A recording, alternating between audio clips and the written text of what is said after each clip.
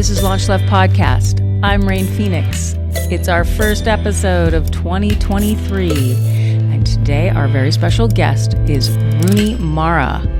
Don't forget, rate and subscribe. Follow us on all socials at LaunchLeft. So I'm glad you came today because I have some very serious questions to ask you. Okay.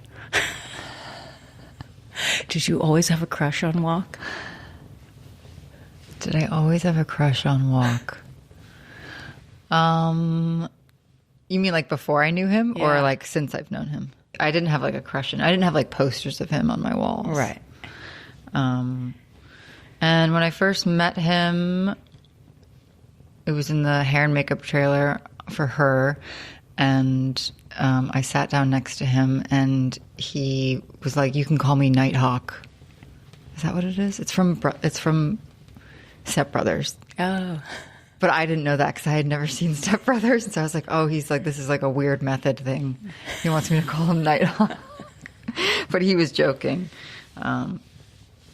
So I don't know if I had a crush on him in that. I think I was a little more confused by him than anything. Wow. Yeah. Sometimes that's the story of love. Something starts confusing and grows. That really wasn't why I brought you here today. Although I'm sure a lot of people will enjoy hearing that. Yeah. That you didn't have a crush on him. I had a boyfriend, so. Oh, well, there you go. Yeah, I did not have a crush on him. I would say welcome to LaunchLeft Podcast, but really it's like welcome to a conversation between us about art and activism, because I've never sat down and been like, let's talk about many years in the making. Yeah, exactly. I mean, we have in a cursory way obviously talked about creativity and been around each other while we've both been creative in music and acting and whatever are the ways. I mean, if I were to I know you're not asking for your rock and roll spirit animal, but I had 3 in mind for you. Oh, I want to know. Okay, so I was thinking it's a real. I feel like it's a little bit of all 3 of these artists: Patti Smith, Sinead O'Connor, and Kate Bush. That's a hardcore woman right there. I mean, so much admiration of anyone who can join those 2, because I find that a lot of times strong women do come off really intense, right? Or not as feminine feeling, and vice versa. I mean, maybe that's a judgment on my part. But for example, me. I feel that maybe people would say I'm a strong woman and not necessarily known. I think you're feminine, Rain. Really? Yeah. Oh, that's good, because I always feel like I come off as a little bit. No. It's the Aries in me. It comes off a little fiery. That's I have the Aries too. But I don't feel like an Aries. I'm quite soft on the inside. I mean, painfully so, probably. I've always been very sensitive and empathetic, and I think I probably mask a lot of that with a tough outer shell. It seems like you always have had this gentle spirit side, right? Yes. But Pisces moon. You seem like you know who you are, but that you're so gentle. So, which meant that with your family, I'm sure you put your foot down for your gentleness. Do you remember the point where that first happened, where you were like, I'm not okay with this? Or maybe it's around animal or vegetarianism, because I know that you were always really sensitive in that way, right? Yeah, I don't know. I know that from when I was really young, 3 probably, or maybe even younger. But yeah, probably 2 or 3. I would tell my mom that I was sad and I didn't know why. And I don't think I actually was sad. I think I was just I could probably feel other people's sadness, and didn't know what that was. Because I certainly didn't have a reason to be sad. I had a wonderful family and childhood. But yes, I was very sensitive from a young age and had terrible stomach aches because of it. And wow. But I was always been very drawn to animals and small things. Were you vegetarian? Did that parlay into how you ate as a child, or were you? I was vegetarian. The first time I went vegetarian, I think I was I want to say 7 or 8. My best friends at the time, they were twins, and one of them was vegetarian. And it hadn't even occurred to me that I could do that I could say, oh, I'm not eating that. And so, I immediately was like, yes, I'm that too. I'm vegetarian. I don't want to eat animals. And so I did that for as long as I could, but my parents wouldn't let me stay vegetarian because I was a very, very picky eater. There was like 5 things I would eat. So I was vegetarian on and off my childhood. And then when I was an adult, then I was on. And then I went vegan like 11 years ago, I think. You were vegan before you met Joaquin? Yeah. Oh, okay. Yeah, just before. I would say probably 6 months before I met him, I turned vegan. He'd probably love to take credit for it, but it was before I met him. And when you did meet him again, you said you met him on Her, and then you met him again. With that time, did you start to be like, this guy's kind of cute? Because I know you did Her, and then you did another film. We became quite good friends. Not during Her, but I would say sometime after Her, maybe after it came out. I don't know why we became really good friends, but just friends. And, but yeah, I definitely had a very strong connection with him. And then the second time we worked together, yes, it was, then I did have a crush on him.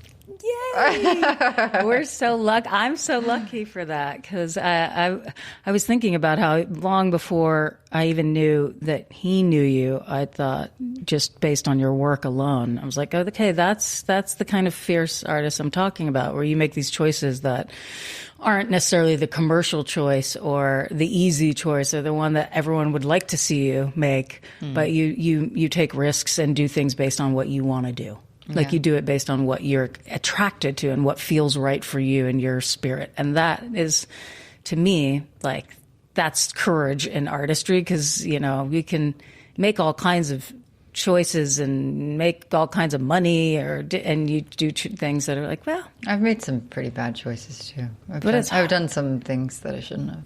That you regret? Yeah. Yeah. Well, I'm sure. I mean, how can we be perfect? No, it's good. I think those things, you know, lead you to where you're supposed to be in a lot of ways. Yeah. Embarrassing as they can be. I always find what I find really scary about film and TV, unless you're the director, is that you relinquish control. Whereas in music, or certainly in my version of doing music, I can follow it all the way through to mastering and have some say. No, as an actor, you really, it's terrifying. You are putting yourself into someone else's hands, and that's why, for me, the director's always been like the guiding force of how I make decisions. Is whose hands I want to put myself in. Essentially. Right.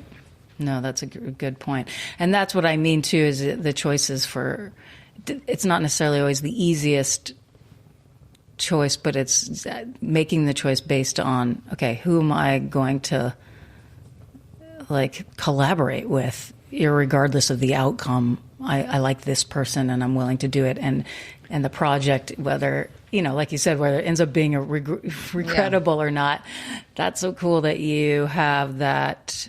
Yeah, I guess as I get older too, yes, it is like, oh, do I want to spend time with this person or in this world or with this character or whatever? Do I want to? Is it something that I think the world needs, and is it something I want in my life? Because I don't really work very often anymore. So, well, speaking of working, I know that you have Women Talking just came out not too long ago. I got to see it, and I mean, the whole film was really intense and topical, and yet set in this otherworldly, unplugged Amish country sort of vibe.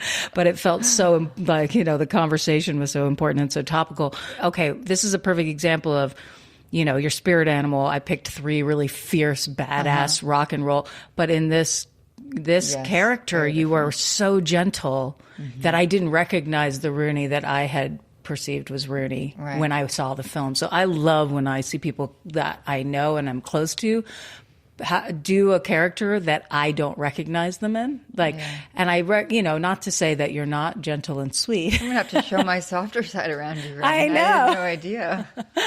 But I was like blown away. And what was the experience like for you to be out in such a expansive landscape with all these really talented women? It was amazing. It was it sounds so like Pollyanna-ish when we all talk about it now, because it sounds like we're like, I don't know, making it sound like it was better than it was. But for me, especially because a lot of the other women were playing these really angry, emotional, intense roles. Not to say that Ona doesn't have those things inside of her, but I was playing a more peaceful, someone who sort of embodied love and empathy. And so it was a more peaceful experience for me, but it was incredible to get to work with so many women and multi-generational. There's like every age group there. So it was really interesting conversation, and we really had so much fun. And Sarah Polly is just an incredible person and writer and filmmaker and mother. And this was sort of my first job that I had done as a mother. And so that was it was a very like important experience for me, because I wasn't really sure if I could work and if I could do both. I still don't know, but Sarah made it possible on this, that we were working 10-hour days. And Claire Foy, who's a mom, I was just able to like get advice from Claire and Sheila and Judith and all these moms that I was working with. And River was there on set all the time in the green room. And so it was a very like idyllic situation. It probably won't happen like that ever again, but it was pretty rad. He was super young too, right? How old was River when you went to do it? He was 10 months when we started. Wow. Shooting. He turned 1 year. So he was walking on it, or no? Or yeah. Was he? Yeah. Oh my gosh. So he must have fun, because you were literally, it seemed like, in the middle of nowhere. No, we were in Toronto. Oh, okay. Yeah, most of it was shot at a soundstage in Toronto. Like, there were many days on the farm, and that was great, because lots of things to do outside, and horses and frolicking in the fields. But a lot of it was on a soundstage in Toronto. But it was still fun. We had this green room that, because of COVID and because of the soundstage, normally as an actor, you like go back to your trailer between setups and at lunch, and like you just don't really.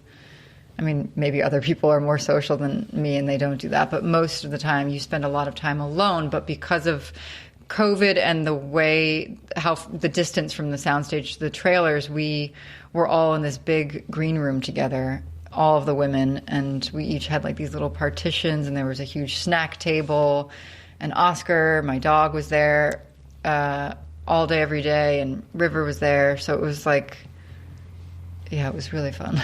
That sounds so good. I still marvel at how people do soundstage spins. I had no idea, seeing the film, that was a soundstage, the barn, and just the difference. The few times I've done that where I had to act on a stage versus in real life, it's such a different. Yeah. The energy of there is no outside. You're literally faking it. Yes, it's dead room. It feels like a dead room. Yeah, I remember early on we went to the farm to shoot something. We had already shot a few days in the soundstage hayloft, and we went to like shoot an exterior, and I was just like, no, like, why aren't we shooting it here? You can, you feel like the wind on your face, and you hear insects and birds, and like, yeah, there's just life and energy, and which was such a big part of these women's lives, is nature. So my question that I always ask everyone is, how did music find you? Yeah, I wish I could remember, because I'm sure there's younger things, but I know growing up, my mom was very into musical theater, so we would go to Broadway shows all the time. I wish I knew what my first one was. I don't know. But I know that I was obsessed with Rent, the musical. Like, I saw it like 6 times or something. Like, my dream was the teenagers used to like camp out in front of the theater so that they could get free tickets, and you'd always see them when you were going there. And I was like, oh, I can't wait till I'm old enough to do that. I never did it, but I think the first CD that I ever bought was Alanis Morissette's Jagged Little Pill. I made my dad take me to Sam Goody and buy it, and then I went home and I was like blasting it in my room, and he came running up and he was like, what is this shit? He was so mad that he had bought it for me and like didn't know.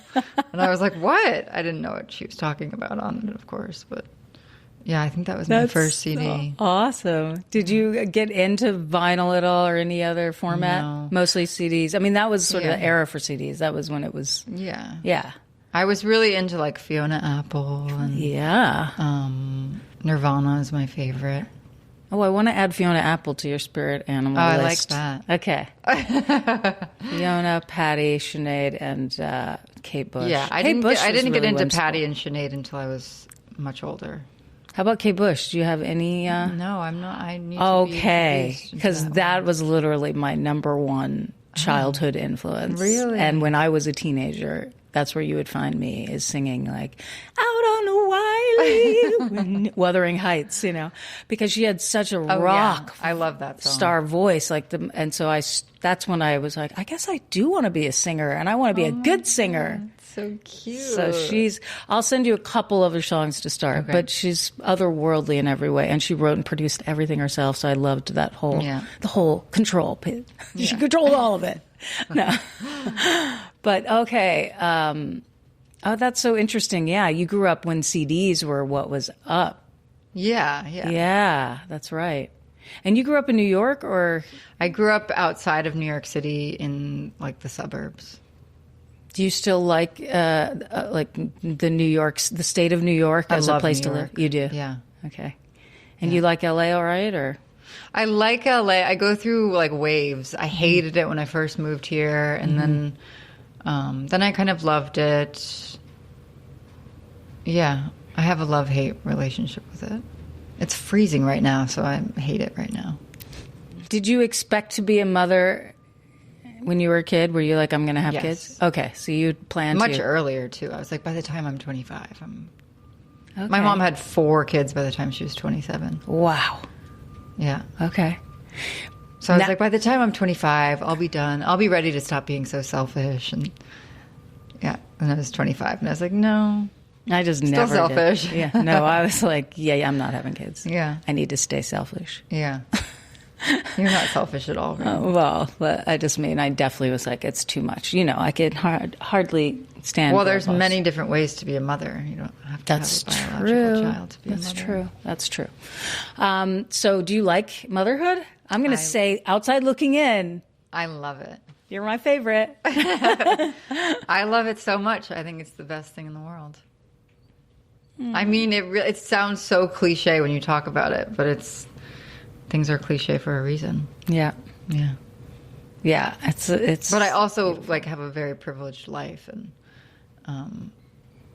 it's really challenging. Even having motherhood is very challenging, even when you have a privileged life. And I'm so lucky that I have the choice to get to be with him. Right. Most of the time, that I'm like, oh, I'm just going to work once a year if something feels right, and other than that, this is what I'm doing. Right. Most people don't have that option. How does it feel being in a 2-actor house? It doesn't feel like a 2-actor house because I haven't worked I didn't work for the first 3.5 years we were together. Mm-hmm. I mean, basically since we've been together, I've only worked 2 or 3 times, and one of them was really small and short, so it doesn't. I mean, it feels like a creative household. We're constantly talking about creative things, but and don't you guys? You started a production company together, so creative in front of the camera and now behind the camera, on the producer side. Valentine Pictures, right? Yes.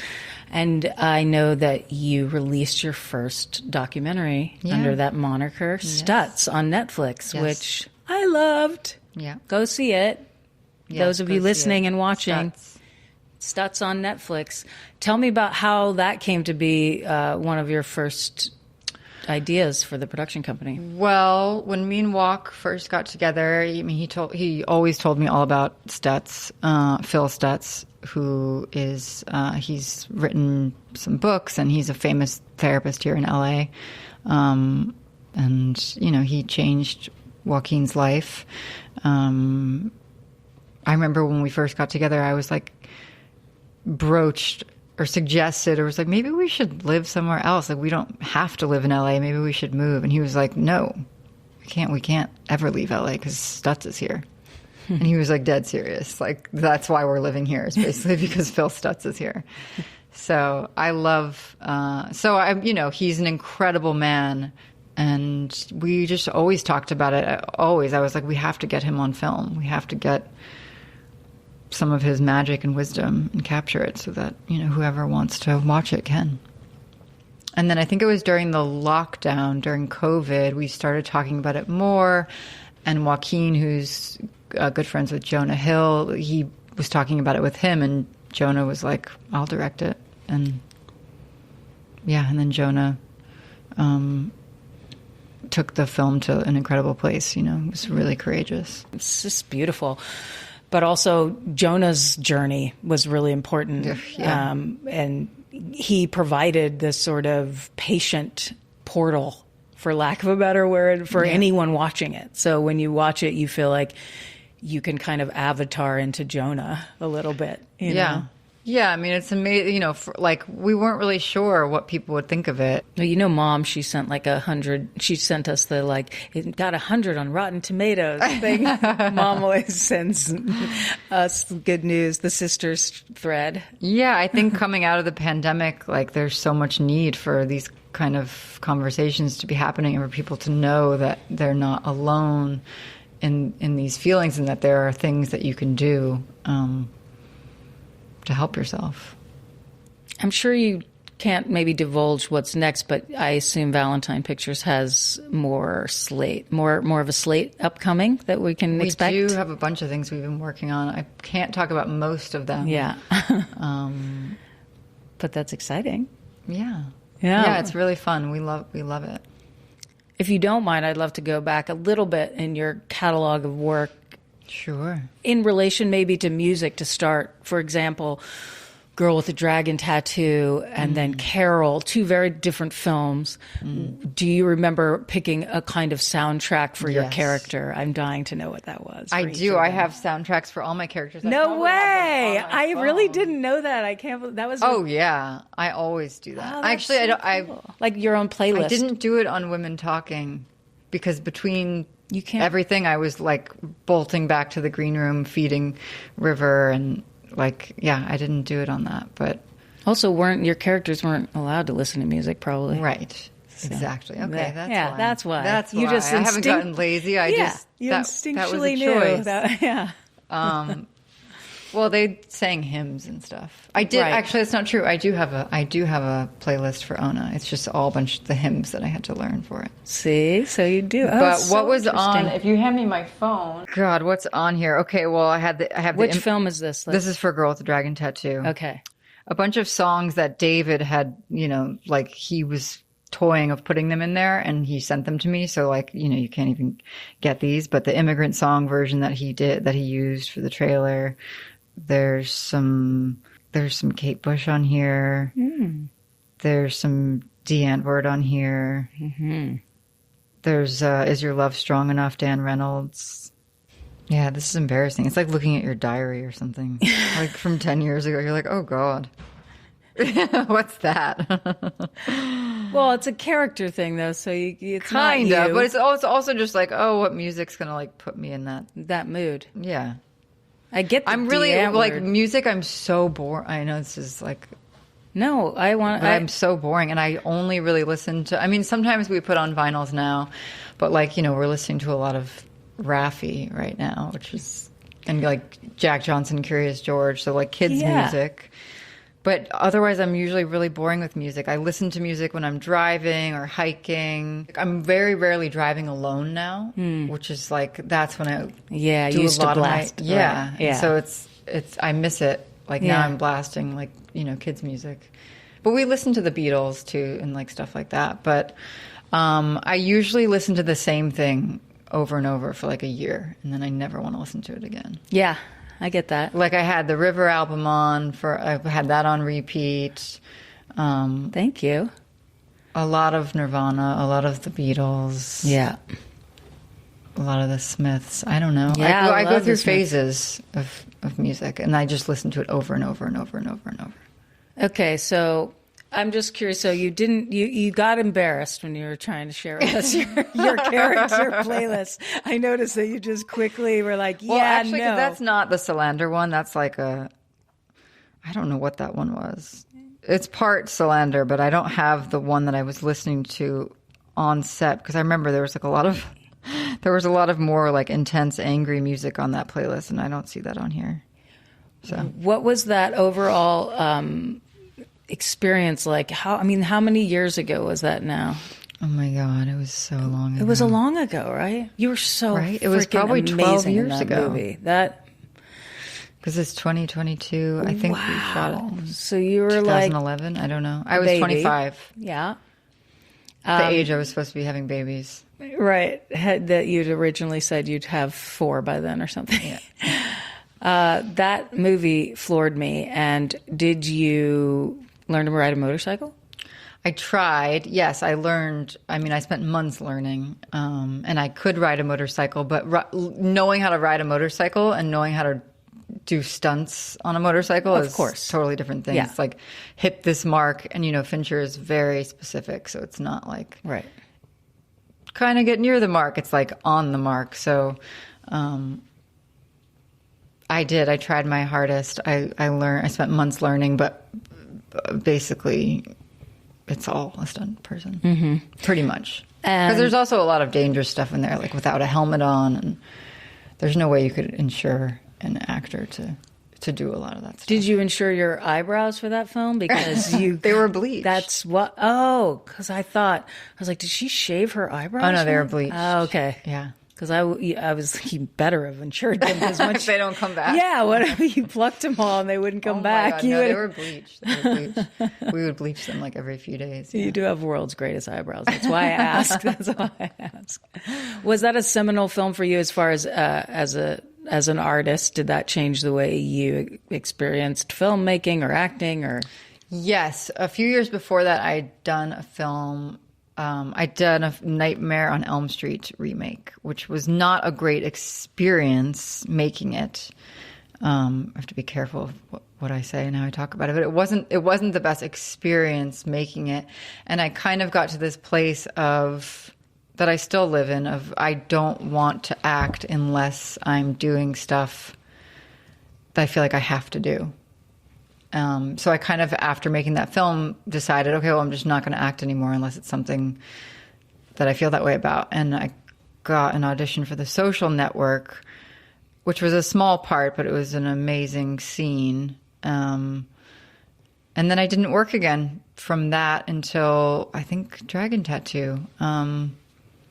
David didn't want to audition me for it because he thought I was not right for it based on what I did in The Social Network, and I kind of insisted that they put me on tape anyway, and so I did, and then he had to fight really hard for me to get the part because the studio didn't want me for it. And it was a definite, like, real turning point in my life, in my career, and I learned we worked on it.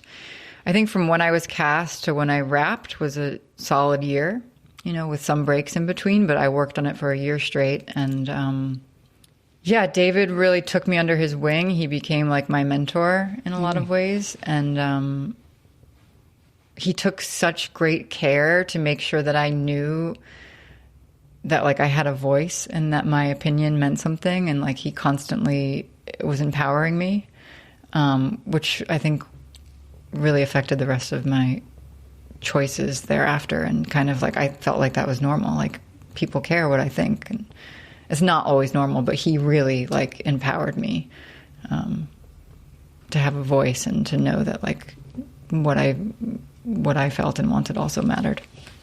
Wow. And you were young, so that's good. That meant that moving forward, you probably had a little more confidence with directors, like you said, or that experience to just... Yeah, I think it certainly also just cemented in me, like, work with, like, director. Yeah. And so that's kind of what I've tried to do, is just follow the directors that I want to work with. Can you share anything upcoming with us that year, or is all that I'm under supposed wraps? to go to a film with your brother. Oh. In the spring with Pavel Pawlikowski. I hope I didn't just butcher your name, Pavel. That would be normal on the show. And then I'm supposed to do an Audrey Hepburn film after that. Yes. We'll see if it all works out. Fingers crossed. And then, I don't know. Like I said, I just don't... it's really challenging now to work being a mom. I don't want to miss anything right now. So I probably won't work for a while after that if those two things happen.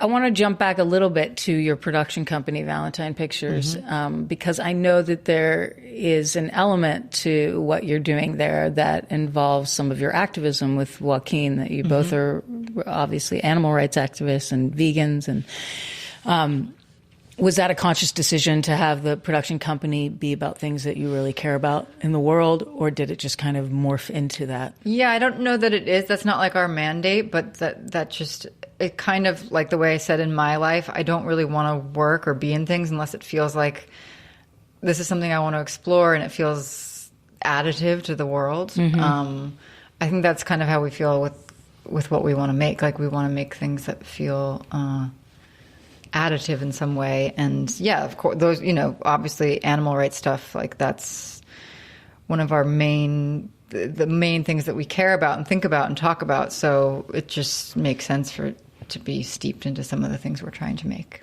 How do you feel about these lab-grown meats, or any of the ways that can potentially bring more traditional eaters into the vegetarian world? Or I don't really know that much about the lab-grown meats to really be able to speak on it, but I don't have anything against it. Like, it's not anything that's going to reduce harm to animals. I'm for. So sure, if people want to still eat meat and it's grown in a lab, like, go for it.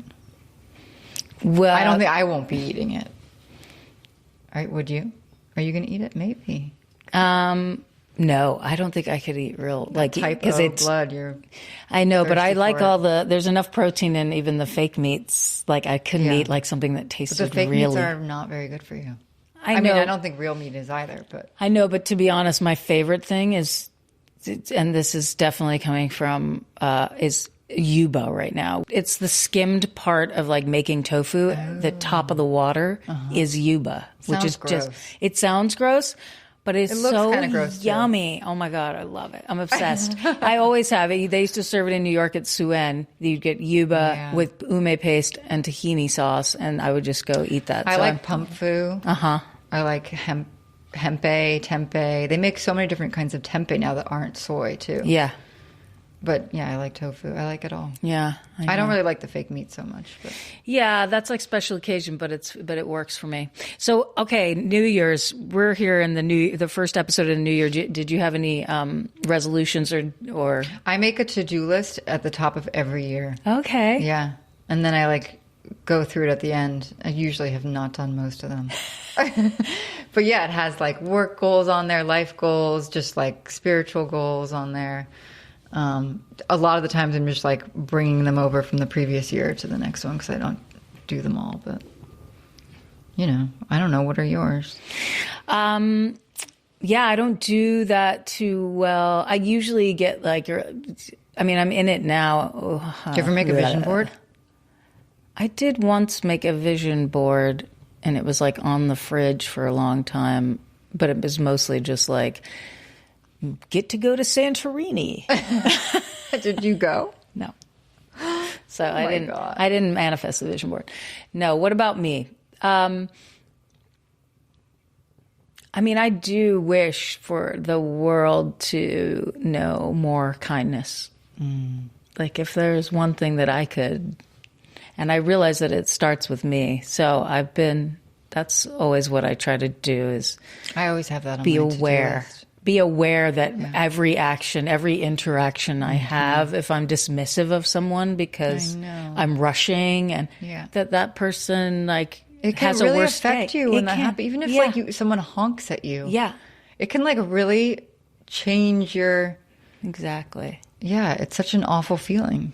Sometimes you need to be honked at so that you look up from your phone and know that the light has turned green. But like sometimes it just feels like No, absolutely. So that is also kind of always my turn of year, and all the time is trying to maintain more awareness of my behavior around others, mostly because I realize how much impact it has. Because I've noted the times that I've been really present and kind and like listening, versus the times I haven't, and the way that it affected that person and my day. Yeah. But it's so easy to be like, I gotta do stuff. And I kind of do that. I can be a bit of a, like, got that Aries drive to just go and get stuff done. And then there's people that just, I don't see. Yeah. In the, That's beautiful, you know? Rain. I'm going to add that to my list. I always have on there, like, you know, be more kind to your family, you know, show up more for your family and friends and that. But I'm going to add that. That's beautiful. Everyday interactions are really where I've been trying to focus it. And failing all the time. No. So if I saw you recently at a store and was dismissive, I'm sorry.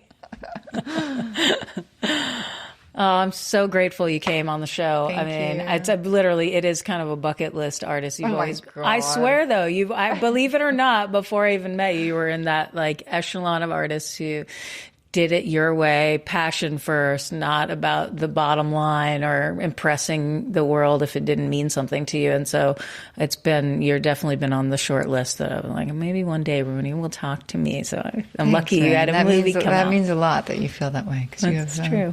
High bar. Oh, well, high bar, low bar. Let's party. I'm so happy that we got a chance to talk. Like, life is always more about like food and baby and hanging out and like you, right? We like just survival stuff. Like, what are we eating? Where's River? What are we going to play? What are we going to do? What are we eating? Yeah. So it's fun to talk about art and hear a little bit more about you as an artist. Because we've never had this conversation. So thank you for taking the time to do this today. I know you're launching Suay Sew Shop, or you said Suay. Suay Sew Shop. As Lindsay's going to come and actually talk to us today. I met Lindsay 5 years ago, I think, when Suay was, you know, it's like blown up into so much more, but it was just a sew shop when I met her, I think. And they're just doing amazing, amazing things with all the trash in the world. Yeah, making it fashionably cool. It's kind of like Dare. I'm only launching her because I'm trying to make it so that it's like wearing a sweatshirt every day is like, that's what's cool and normal, because that's all I want to do is wear a sweatshirt every day. So I'm just hoping this will get more sweatshirts out there. I've been heavily influenced by your sweatshirt fashion. As you can see, we did not plan this, and we're both wearing sweatshirts today. Probably also because Lindsay's coming, and she's literally made sweatshirts cool. And actually, you have made them cool by wearing her sweatshirts. I don't know about that. If I'm not mistaken, I was there recently, and she said, somebody just emailed me and said, is this Rooney Mara wearing a Suay sweatshirt? Horribly embarrassed. Where do I get it? Yeah. Well, they wanted to buy the sweatshirt, so it couldn't have been that bad. As promised, we're speaking to Lindsay from Suay Sew Shop. Suay Sew Shop. How do you say Suay? You can say it a million different ways, but technically it's Suay Sew Shop. Okay. But it depends on the moment. Okay. I like that. I like that it can morph and change based on your mood. Well, Rooney Mara launched you moments ago, and it was really cool because I got to talk to her about things that we normally don't necessarily just chat about, you know? And when she said she wanted to launch Suay Sew Shop, I was ecstatic because I'm a huge fan of what you do. And she was, right before she left, she was like, because basically I want the sweatshirt to be like the most in vogue thing, so that can be what I wear all the time, no matter what. Yeah, it's so many things. That's like one of the hardest ways to really talk about Suay. We are a sewing shop. We're production manufacturer. We're a free clothing store. We're a community pillar. We are a place where you can repair any item of clothing or textile that you can imagine, from shoes to backpacks to quilts to jeans to jackets. You can bring anything to get dyed, everything that's stained, old, dirty, you want to refresh. We have a community dye bath every month where the colors change. You can recycle your textiles there, like when you drop off stuff for the Goodwill, but you can drop it off to Suay and we'll turn it into totally usable product and give it an entire second life. But really, more than anything, is Suay is kind of the future of how we can build business with community and people and planet in mind. we're working on becoming worker owned this year, which we're pretty excited about. Wow, that's so cool. What the hell made you just come to that? I know that you have a background in gardening and horticulture and food and preparing food, right? So yeah. What made you switch to what we wear instead of what we eat? Gosh, I mean, they're kind of all intertwined. Like the food movement has gotten so much momentum, which I continue to hope that the clothing movement gets more of a grassroots, momentum that kind of expands and explodes to the very top tiers. I was in fashion prior and got super burnt out, but have worked in remade and repair and reuse for 20 years. I've somehow been in fashion in this particular subject for a long time. And I took a break and came back because there wasn't any sewing shops that were kind of proving that you could provide clean, safe working environments, like a positive community stronghold, like make products entirely full of garbage and like prove that you could take care of people and give thriving, wages with like still making this margin to prove to other businesses that it's like possible. I don't really care about the margin, but if we want to put pressure on other brands to get behind it, it's something that you kind of have to play with the big boys or whatever that means. Yeah. I was at your event, Manual Labor is Skilled Labor, the collaborative event you did with, remind me the... NDLON, the National Day Laborers Network. Yeah. Yeah. So cool. Like they're the just coolest. That alone that you are bringing attention to manual labor in these, I mean, as we know, often sew shop, the more known term is sweatshop. Right. You know what I mean? Yeah, totally. So you're reimagining something that has obviously a lot of negative connotations in the last 10 years, but there was no alternative. You're creating the alternative. And that's so difficult when you're trying something new. I can relate. Yeah. How difficult it is for people to get on board or find any correlation with things they already like, because we're so stuck in like what is fed to us commercially that it takes a long time to just even turn the tide to understanding, right. Much less making it a business, because unfortunately, or maybe fortunately, but not crony capitalism. We live in a capitalist society. I'd love for crony capitalism to just explode. But but there, I understand that we're not going to suddenly not be a capitalist society per se. But the movements like yours that are saying, well, we can do it fairly though. Yeah. And we can include more people and underrepresented and help show that there is another way to still maintain a business and not harm people. And that's so awesome. I don't think there's levels to it, right? Like there's so much investment in social impact investing to try to invest in communities of color, lower economic communities to kind of create like wealth redistribution or close the wealth gap. But if you really think about how that scale works, like the people that are social impact investing and the things that they are investing in, like it continues to grow, but actually the gap never closes. Like there's still a disconnect. And so when people are hired for jobs, when we're hired for jobs or, like we are hired on a cumulative skill, we're hired off a resume, right? So they're looking at all the skills that we've acquired over time and they're, assuming what we deserve to be paid based on that. But a manual labor is a skilled labor. That is a cumulative skill. That is skill, but over time that like is in their hands. But really how we're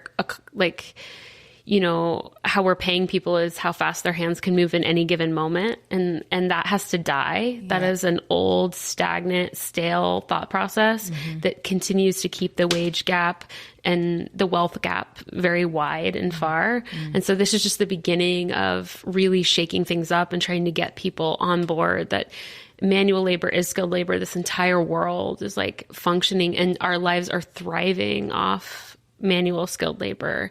But the margins and the ideas and the money and the things that we're making are skewed. Like that is a skewed margin of abusing humans and people, and then the planet right behind it. Yeah, it's wild to hear it articulated. It's like, yeah, duh, no brainer. Why wouldn't we stop doing that? But for some reason, all of our systems And I don't know if it was just, if you think about it, like the Industrial Revolution wasn't that long ago. Like when we switched, and maybe we're just fledgling and ignorant to how much damage in the long run compounding that behavior would have, right? Like at the time, it was just like, oh, we can do this and we can harm, and maybe it was, but as soon as it's corruptible, which happened probably pretty quickly, where some people could get very wealthy and some people had to work super hard and barely make ends meet and stay in that lower income bracket.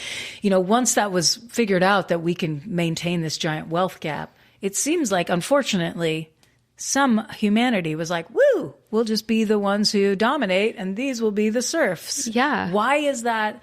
I need you to answer this question for me. Why is that inherent in the human experience? Like, why do we do that? Why do we end up landing there and ultimately my belief is that we're all much more gentle and compassionate and kind underneath all this. We have a habit to violence in our culture and a habit to one-upping and this sort of competition thing. And so I'm always asking that question. That's part of why LaunchLeft is here, is like collaboration over competition. How can we as artists like come together to build a world that we actually want to live in and not so much just follow suit with what is being said that we need to do to plug in and make money?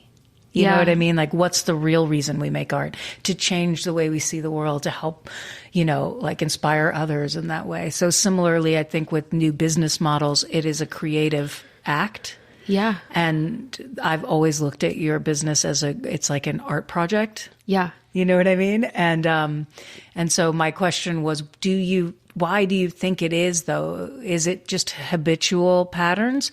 Or is greed really easy to fall into? Why do we end up having this wealth cap still? Well, I think like there's a lot to it. I think that initially there was some definitely like people were bullies, bully culture, like taking advantage. But I think that at the core of it, on the deeper human level, is people are very scared. Like the human experience is so wild and so beautiful, but always also very scary and vulnerable. And it's about control. And on the deepest level, it's about uncomfortability. Like people do not want to be uncomfortable. And there has been like a whole entire movement to take advantage of other people as to not be so uncomfortable. But communities of color and lower economic communities have been so uncomfortable for years by people taking advantage because they don't want to be uncomfortable. And the way that it really works is when people, the consumerist capitalistic society, like who has taken advantage of these communities for so long, and these like workers, they have to decide that they are going to be more comfortable being uncomfortable.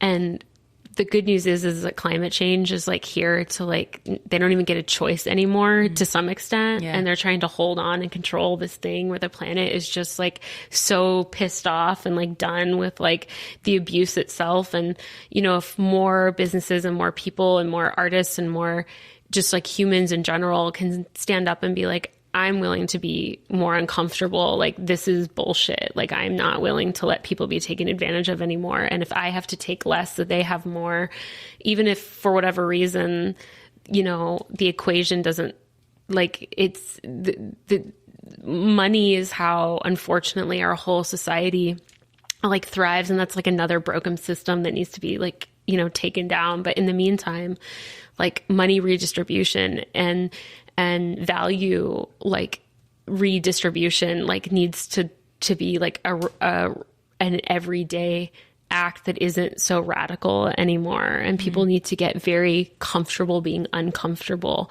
and making people that have been uncomfortable for so long comfortable again. It's a meditate, you know, we have to walk with it every single day. Right. Yeah. Yeah. It's an informal practice. It's like an awareness of that and being willing to do that, which is imperceptibly probably difficult to so many who on face value would absolutely agree. But it's when the rubber meets the road that, you know, you really have to be so hypervigilant to what that means. Like what, like, for example, can you walk me through what a discomfort would be, you know, what's so uncomfortable to to people? Well, I think like it's a twofold. If you think about it from like a higher business level, like Suay's been going through like a funding round to be able to become worker owned, and all these businesses and venture firms that say that they're into like wealth redistribution and supporting communities of color and bringing up laborers and, you know, like changing the script. When it comes down to the fact that they would have to flip their profits and like share like less than their 20% return, they're like, whoa, whoa, whoa, whoa, whoa, whoa, whoa. Like, we're into this. We're so into what you're doing. We're so behind you, but it's about the numbers. And so I've been hearing that over and over. And so I'm like, oh, you actually like, I don't have any money. The only reason why we have decided to create a business that makes millions and millions of dollars is in order to be able to redistribute it.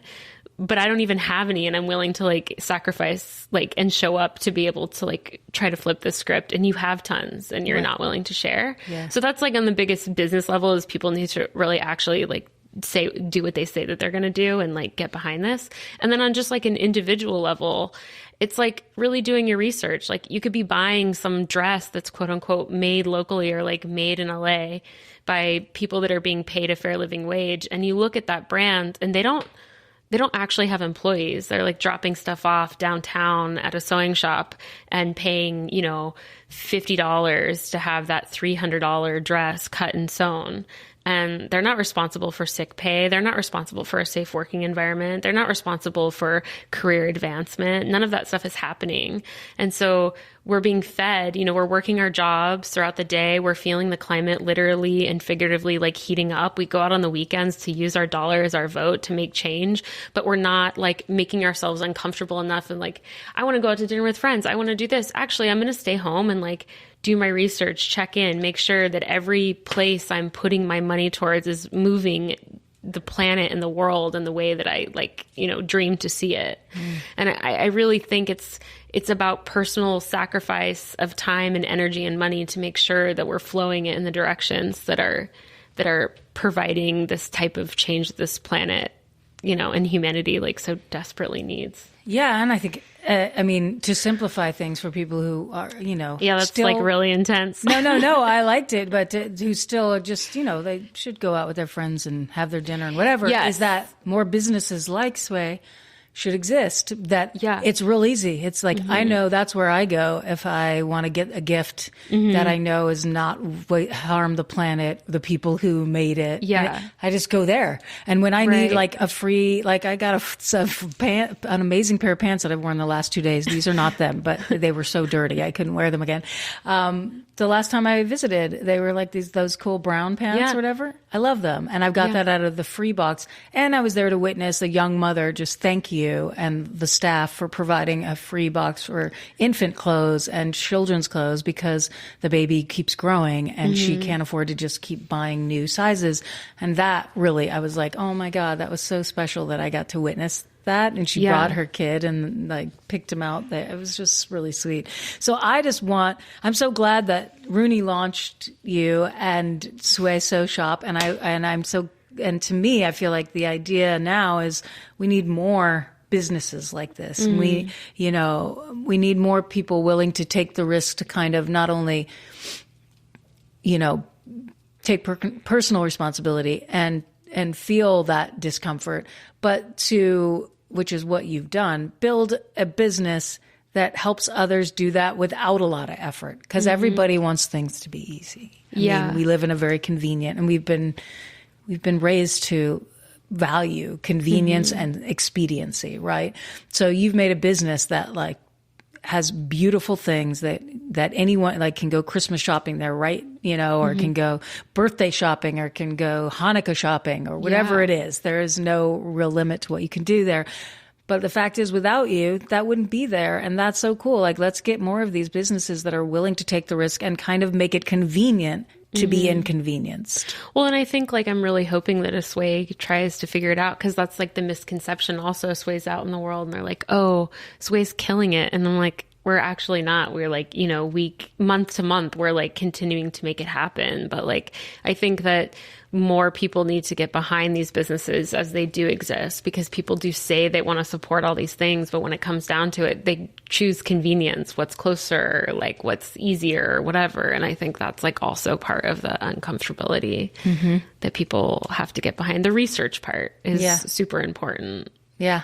Yeah. Well, yay, Rooney did her research She's and look cool. where we are now. I know. It's awesome. Thank you so much for being on the show. Is there anything else you wanted to share about upcoming things? And yeah, like we're getting ready to like globally launch the Manual Labor is Skilled Labor campaign with the National Day Laborers Network, NDLAN, in January 2023. And so, you know, look for it on a billboard near you. And there's cool sweatshirts and merch that are 100% remade post-consumer. And I think like the more people walk into places and parties and events and dinner with friends with a sweatshirt that says manual labor is skilled labor, we have to start letting that penetrate on a cellular level, because that's going to mean that you respect the guy making your dinner, you respect the person taking care of your family, the person like, you know, building roads, like all of that is so key. And we don't have enough like respect and general overall whelming embracing that is what is making our lives thrive. yes, you always inspire me. You have the best way to talk about, and you're so passionate about what you do. I'm going to spell it for you out there. It's SUAY Sew Shop, SEW SHOP, Suay Sew Shop, Suay Sew Shop, however you want to sway it. Yeah. However you want to sway it. And then we're going to put all the info of Lindsay and the shop and anything else pertinent in the description on YouTube.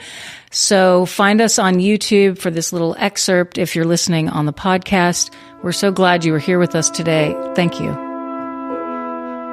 LaunchLeft aims to create an intentional space that highlights and empowers all artists for whom radical creativity is not a choice, but a necessity. LaunchLeft begins with music, but its ultimate aim is to launch left-of-center artists in all creative fields.